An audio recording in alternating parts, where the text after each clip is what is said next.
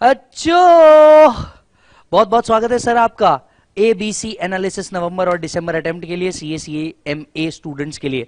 Topic बता रहा हूं, ये टॉपिक आप इतने करके जाइए। ये एनालिसिस मेरे हिसाब से मुझे लगता है कि ये टॉपिक के ऊपर एग्जामिनर फोकस कर सकता है, तो ये टॉपिक को आप जरूर देख करके जाइएगा। वैसे मैं आपको बता दूं, आपका पूरा सिलेबस का इंपॉर्टेंट है, खुद भी ऐसा नहीं है जो इंपॉर्टेंट नहीं है, यस, बट फिर भी हाँ, कुछ चीजों के ऊपर जिन पे ज्यादा फोकस रखा जा सकता है, मैं वो आपको बताने जा रहा हूं।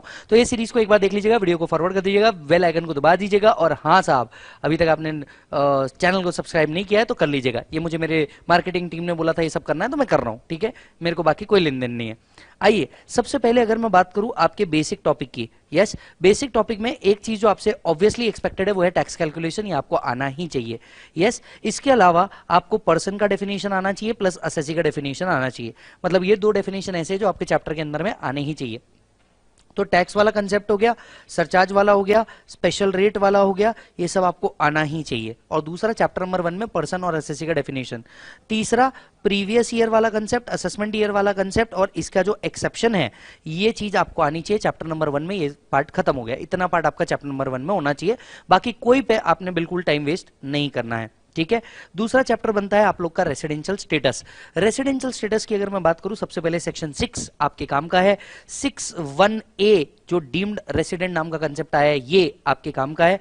इसके बाद यहां से निकलना, सेक्शन नंबर 5 में जाना। Section number 5 scope of total income बताता है रेसिडेंट नॉन रेसिडेंट का, और यहां से निकल के सीधा सेक्शन नंबर 9 में जाना। जब आप सेक्शन नंबर 9 में होंगे तो सेक्शन नंबर 9 में लिस्ट बहुत बड़ी है। मैं आपको याद दिला दूं, आपको पहली चीज पढ़ना है बिजनेस कनेक्शन, दूसरी चीज पढ़नी है इंटरेस्ट, तीसरी चीज पढ़नी है रॉयल्टी, चौथी चीज पढ़नी है एफटीएस, यस, चौथी चीज पढ़नी है एफटीएस। आपका काम खत्म, आपको इतना ही पढ़ना है रेसिडेंशियल स्टेटस में। इसके बाद तीसरा है एग्रीकल्चरल इनकम। एग्रीकल्चर इनकम के अंदर में जब आप जाएंगे तो सबसे पहले रूल नंबर 7 और 8 पढ़िएगा, वो tea coffee rubber development account, right, वो पढ़ना है आपको। दूसरा आपको मेथड ऑफ एग्रीगेशन करना है। आपको क्या पे फोकस करना है? Method of aggregation. बाकी इस चैप्टर के अंदर में कुछ करने की जरूरत नहीं है, बिंदास आगे बढ़ सकते हो। चौथी चीज बेटा आता है सैलरी, यस, चौथी चीज बेटा आता है सैलरी, सैलरी, यस। अच्छा जी सर, सबसे पहली बात, आई एम श्योर आपको अलाउंसेस और बेसिक्स वैसे ही पता होंगे, तो आपको यहां तक के तो तकलीफ ही नहीं होती। इसके बाद आपको क्या होता है, आपको सैलरी पसंद नहीं आता, यस, इसके बाद पसंद नहीं आता। तो रिटायरमेंट बेनिफिट में आप क्या क्या रखेंगे? ग्रेचुटी को याद रखेंगे, दूसरा पेंशन को याद रखेंगे, चौथा लीव सैलरी को याद रखेंगे। रिटायरमेंट बेनिफिट में तीन ही चीज करना है, पहला ग्रेचुटी के ऊपर फोकस करना, पेंशन के ऊपर फोकस करना, लीव सैलरी के ऊपर फोकस करना, आपका काम हो जाएगा। फिर आता है पर्क्स। पर्क्स के अंदर में सबसे पहले आरएफए के ऊपर फोकस करना है आपको, राइट, दूसरा कार के ऊपर फोकस करना है, तीसरा यूज ऑफ मूवेबल असेट के ऊपर फोकस करना है, सेल ऑफ मूवेबल असेट के ऊपर फोकस करना है। Use of movable asset, sale of movable asset, बराबर है। इसके बाद में medical facility, leave travel concession, medical facility, leave travel concession, yes, and इसके अलावा लंच फैसिलिटी। और बहुत हार्ड हो गई तो ईसॉप, खत्म। इतने परक्विजिट्स आप अच्छे से करके जाएंगे, बाकी परक्विजिट्स नहीं भी किया तो चलेगा। एंड ऑब्वियसली आपको डिडक्शंस पूरे के पूरे करके जाने हैं, है ही 3 डिडक्शन ले देके, यस। तो इस तरीके से आप अपना सैलरी को बहुत अच्छे से रिवाइज कर सकते हो, सैलरी को अच्छे से देख सकते हो। इसके बाद आता है हाउस प्रॉपर्टी, यस, इसके बाद आपका चैप्टर आता है कौन सा बेटा? House property. हाउस प्रॉपर्टी की अगर मैं बात करूं तो सबसे पहले आपको आईओबीसी का कैलकुलेशन पक्का करके जाना है, क्योंकि हर प्रॉब्लम में इसका एडजस्टमेंट आता ही आता है, यस। उसके बाद में एक बार एसओपी देख लेना, उसके बाद में मोर देन 1 एसओपी देख लेना, फिर तीसरा let out property with vacancy वाला कंसेप्ट देख लेना, yes, let out property with vacancy वाला कंसेप्ट देख लेना, आपका काम हो जाएगा, राइट, आपका काम हो जाएगा। इसके अलावा सेक्शन 26 को ओनरशिप वाला कंसेप्ट देख लेना, सेक्शन 26 को ओनरशिप वाला कंसेप्ट देख लेना। इतने में मोटे मोटे तौर पे आपका पूरा एचपी खत्म हो जाता, राइट। एक और चीज जो मैं जानबूझ के पता नहीं क्यों दिल कह रहा है इसके लिए, portion self occupied, portion let out देखना, पोर्शन एसओपी, पोर्शन एलओपी देख लेना। ये 4 कॉन्सेप्ट सैलरी के देख ले, 4 कॉन्सेप्ट एचपी के देख लेना, बाकी सब बाजू कर देना, ठीक है। इसके बाद आता है पीजीबीपी, इसके बाद आता है पीजीबीपी। पीजीबीपी के अंदर में ठीक है। सबसे पहले एक बात याद रखिए, पीजीबीपी के अंदर में दो तरीके के क्वेश्चन पूछे जा सकते हैं। एक, या तो स्पेसिफिक छोटा क्वेश्चन पूछेगा या पूरा पीजीबीपी कंप्यूटेशन पूछेगा, या तो टोटल इनकम कंप्यूटेशन पूछेगा। मैं सिर्फ आपको बता रहा हूं सेक्शन कौन कौन से इंपॉर्टेंट है जिसको आप बिल्कुल छोड़ के नहीं जाएंगे। अल्टीमेटली तो वो तो पेपर ही डिसाइड करेगा कि किस तरीके से आने वाला है। यस, सबसे पहले आपको सेक्शन 32 डेप्रिसिएशन की सीरीज मैंडेटरी है, section 35 scientific research, section 35 AD specified business वाली series, yes, 36, 37, 40 capital A, 40A2, 40A3, yes, इसके बाद में 40AI IA वाली सीरीज आपके काम की है, 44AD, 44AE, 44ADA, यस, जो आपका प्रिजम्पटिव इनकम वाला था, गुड ट्रांसपोर्ट एजेंसी वाला था और नॉर्मल वाला था, ये तीनों आपके काम के हैं। इसके बाद में आपका 43B एक्चुअल पेमेंट वाला सेक्शन था, राइट, ये आपके काम का है। मतलब इतने तो आपको बिल्कुल छोड़ के जाने ही नहीं है इस अटेम्प्ट के लिए। 43CA क्योंकि अमेंडमेंट आया था उसके अंदर में, तो इस अटेम्प्ट के लिए 43CA भी आपके क्या करता है बेटा, काम का बनता है। इतना चीजें आपको देख करके जाना है बिल्कुल, मतलब इसमें ऑप्शन ही नहीं है, आप देख करके जाएंगे। यस, पीजीबीपी के अंदर में। फिर बात आती है कैपिटल गेन वाली। कैपिटल गेन के अंदर में आप नॉर्मल कंप्यूटेशन जो करते हो वो तो करोगे ही करोगे। एग्जाम्शन के मामले में 54, 54 EC, ये दो चीजें आपको पूछी जाती है। 1043 आपको पूछा जाता है, 1037 पूछा जाता है, राइट। ये चारों एग्जाम्शन है from capital gain.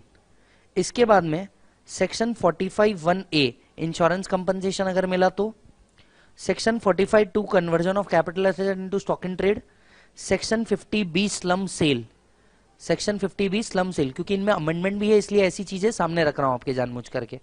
Yes, section 50B slump sale, section 51 for feature of advance, section 45(5) yes आपका कंपलसरी एक्विजिशन वाला पार्ट, ये आपको पूछा जा सकता है। इसके अलावा IFOS, लॉजिकली IFOS के अंदर में आपने गिफ्ट पढ़ना है, डिविडेंड पढ़ना है और सीधा डिडक्शन पढ़ना है। आपको खुद को भी पता है लॉजिकली ये तीन ही चीजें इंपॉर्टेंट है और कुछ इंपॉर्टेंट नहीं है। जी हाँ। फिर इसके बाद में अगर मैं बात करूं चैप्टर नंबर 9 की, तो क्लबिंग की बात आ जाती है। क्लबिंग के अंदर में सेक्शन 60 पढ़िएगा, 64(1)A पढ़िएगा, एंड इसके बाद में business out of gifted money,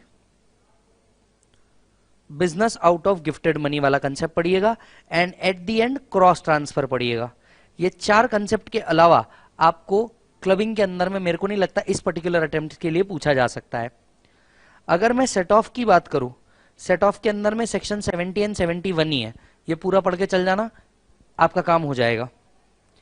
yes, set of के बाद अगर मैं बात करूं डिडक्शंस की, तो कुछ कॉमन डिडक्शंस है जो आपको बिल्कुल पूछे ही जाते हैं। पहला 80C, 80D, 80M, yes 80M dividend मिला भी है और डिविडेंड पेड भी किया है, अलाउड एज डिडक्शन, IFOS में पढ़ा है हम लोगों ने। यस, इसके बाद में 80E, 80U, 80JJAA, 80QQB, 80TTA, 80G, 80TTB, इतने सेक्शन आपके काम के हैं, इतना पढ़ के जाना है आपको। यस, 80GGB भूल गया था, वो भी लिख रहा हूं, 80GGB। फिर नेक्स्ट टॉपिक आता है TDS। मुझे कंफर्म लगता है TCS पे क्वेश्चन आएगा, क्योंकि TCS के अंदर में अमेंडमेंट हुए हैं। तो जब आप पढ़ना भी चालू करेंगे, पहले TCS पढ़ना, बाद में TDS पढ़ना। TCS रिलेटिवली छोटा है। यस, एंड स्पेसिफिकली इसका 206C, 1F, 1G और 1H, ये तीन ही पढ़ के जाना। मतलब अमेंडमेंट ही है तो आना क्वेश्चन इस पे ही है। इसके बाद में अगर मैं TDS की बात करूं, 194C, H, J, I, IA, फिर 194, 194N, 194O, 194Q, बराबर, इस सब अमेंडमेंट वाली चीजें है। 194M, 206CCA, 206 A B B नहीं, मैं शायद अगर मैं गलत नहीं हूं तो मैं सेक्शन बोल 206 ए बी बी है शायद, जो आपका रिटर्न फाइल नहीं किया, 3 साल तक के रिटर्न फाइल नहीं किया तो 206 ए बी या 206 ए बी बी है, एक बार चेक कर लीजिएगा। यस 206 ए बी या 206 ए बी बी है, तो ये चेक कर लीजिएगा। यस मैं इस पर्टिकुलर चीज को ये श्योर है 206 ए बी है या ए बी बी है, वो एक बार चेक कर लीजिएगा। राइट इसके बाद आपका आता है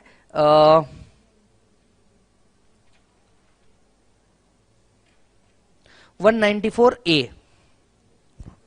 यस 194A ये एक बार कर लीजिएगा। यस सिर्फ इस सेक्शन को एक बार देख लीजिएगा, या तो जो अगर सामने वाले ने रिटर्न नहीं भरा पिछले साल के, ए बी है। यस 206 ए बी है, कंफर्म हो चुका है, तो प्लीज एक बार देख लीजिए। 13 हम बात कर रहे हैं एडवांस टैक्स की। एडवांस टैक्स के अंदर में 234 बी पढ़ना, 234 सी पढ़ना, और advance tax in case of capital gain and casual income पढ़ना। Capital gain and casual income पढ़ लेना। इसके बाद में एएमटी, चैप्टर ही छोटा है, पूरा पढ़ लेना। यस चैप्टर ही ले दे के एक पेज का है, पूरा पढ़ लेना। इसके बाद में 15वां टॉपिक आता है आपका रिटर्न ऑफ इनकम, सेक्शन 139 139(1) दोनों काम की चीज है। 139(4) बिलेटेड रिटर्न, 139(5) रिवाइज रिटर्न, क्योंकि इनमें अमेंडमेंट आया है। यस तो आरओआई में आपको इतनी चीजें पढ़नी है, खत्म विषय। आरओआई में आपको इतनी चीजें पढ़नी है, खत्म विषय। Right okay and obviously not the least total income वाले मैक्सिमम जितने क्वेश्चन आप सॉल्व कर पाओ उतने। अगर आप CMA स्टूडेंट्स है तो आपको कुछ एडिशनल टॉपिक्स है, जरा ध्यान से देखिएगा। यस आपको जो एडिशनल टॉपिक है वो है अपील। अपील के अंदर में 246A 253 आपको पढ़ना है, 246A एंड 253 आपको पढ़ना है। इसके बाद में रेक्टिफिकेशन नाम का टॉपिक है, आपको सेक्शन 154 पढ़ना है।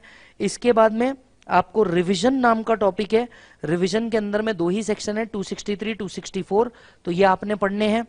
इसके बाद में इसके बाद में आप लोगों को टैक्सेशन ऑफ HUF है, टैक्सेशन ऑफ HUF है। राइट तो टैक्सेशन ऑफ HUF के अंदर में आप लोगों को क्या करना है, पार्टीशन ऑफ HUF वाला कंसेप्ट पढ़ लेना है, सिर्फ पार्टीशन ऑफ HUF वाला कंसेप्ट पढ़ लेना है, आपका काम हो जाएगा। इतना ही अदर टॉपिक्स के अंदर में पढ़िएगा, आपका काम कंप्लीट। 1 मिनट, असेसमेंट नाम का चैप्टर है, 1 मिनट, असेसमेंट नाम का चैप्टर है, उसके अंदर में 142(1) पढ़िएगा, 143(3) पढ़िएगा, 144 पढ़िएगा, 147 पढ़िएगा। यस 144 तक के ही पढ़िएगा, 147 हटा दीजिएगा। इतनी चीज आप लोगों के लिए एडिशनली रिलेवेंट है apart from the above. Yes मालिक, तो ये था आपका ABC एनालिसिस। उम्मीद करता हूं आप अपने प्रिपरेशन अच्छे से करेंगे एंड अपने बेस्ट नंबर्स जरूर लेकर के आएंगे। मिलूंगा आपसे अगले वीडियो के अंदर में, तब तक के अपना ध्यान रखिए, सुरक्षित रहिए, bye bye and take care.